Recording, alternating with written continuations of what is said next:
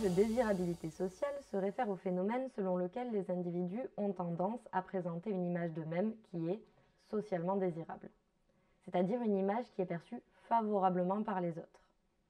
C'est la propension des individus à se présenter de la manière la plus favorable par rapport aux normes en vigueur. Cet effet de désirabilité sociale est considéré par la communauté scientifique comme particulièrement courant, et surtout comme une source importante de biais affectant la validité des mesures d'auto-évaluation dans les questionnaires et les descriptions des comportements et ressentis dans les entretiens. Cette tendance est particulièrement présente dans le cas des concepts sensibles ou tabous. Prenons un exemple. Imaginez que vous meniez une enquête sur la consommation d'alcool chez les étudiants.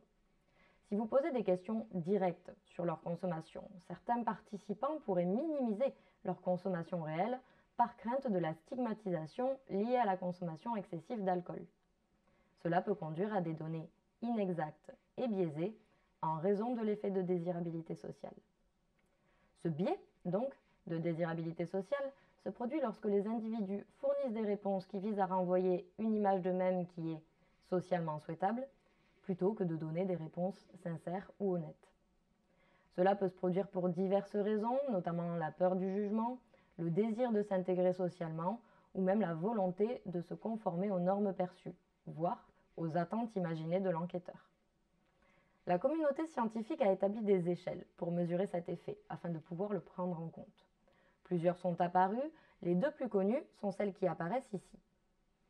Elles peuvent être intégrées aux collectes de données et permettent de détecter la présence ou non de cette tendance chez les répondants, mais ne garantissent pas l'absence de l'effet.